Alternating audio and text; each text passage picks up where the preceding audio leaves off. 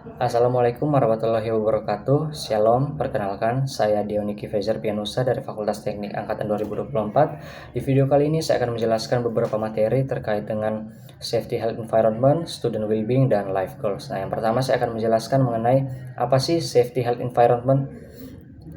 Nah, Safety Health and Environment atau disingkat SHE adalah konsep yang mengatur kesehatan, keselamatan, dan lingkungan kerja. SHE juga dikenal sebagai K3L yang kepanjangannya adalah kesehatan, keamanan, dan keselamatan lingkungan. Juga dikenal sebagai K3 yang artinya keselamatan dan kesehatan kerja.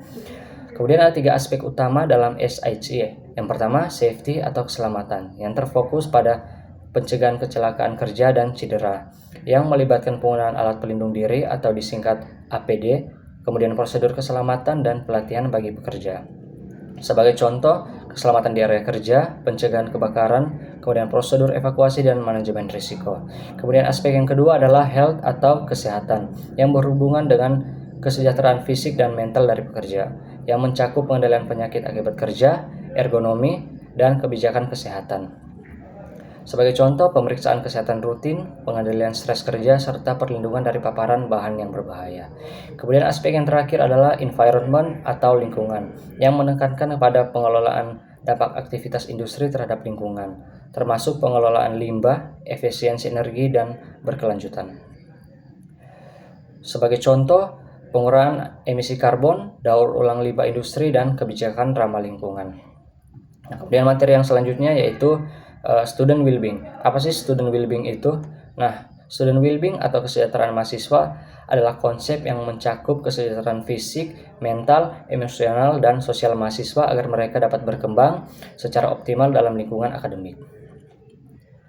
Kemudian ada beberapa aspek penting dalam student wellbeing. Yang pertama adalah kesehatan fisik yang dapat kita penuhi dengan cara pola makan yang sehat, olahraga secara rutin, dan tidur yang cukup. Kemudian ada pencegahan penyakit dan akses ke layanan kesehatan. Dan aspek yang kedua yaitu kesehatan mental dan emosional. Itu dapat terwujud ketika kita mampu untuk mengelola stres, kecemasan, dan tekanan akademik. Kemudian lingkungan kampus yang mendukung dan minim bullying. Itu dapat membuat kita memiliki kesehatan mental yang baik serta emosional yang dapat dikontrol. Kemudian ada kesejahteraan sosial, yaitu hubungan positif dengan teman, dosen, ataupun keluarga kita di rumah. Kemudian rasa diterima dan dihargai dalam komunitas kampus yang ada di kampus.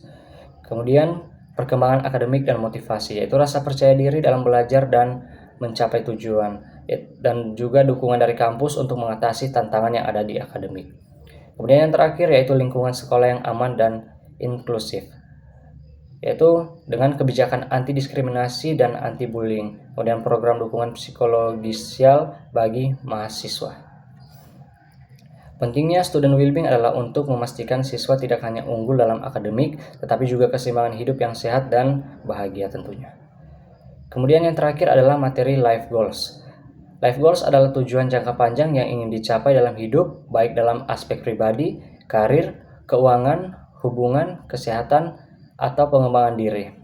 Nah, life goals memberikan arah dan motivasi untuk menjalani hidup dengan lebih terstruktur dan bermakna.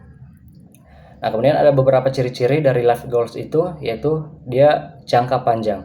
Berbeda dari tujuan harian atau bulanan, life goals biasanya dicapai dalam waktu bertahun-tahun. Kemudian dia bermakna, yaitu life goal seringkali berkaitan dengan nilai-nilai dan impian terbesar seseorang. Itu berkaitan dengan mimpi kita ataupun cita-cita yang ingin kita gapai. Kemudian memberikan motivasi, yaitu tujuan ini bisa menjadi bahan bakar untuk terus berkembang dan menghadapi tantangan. Juga fleksibel, yang artinya life goals bisa berubah seiring waktu sesuai dengan pengalaman dan prioritas hidup kita.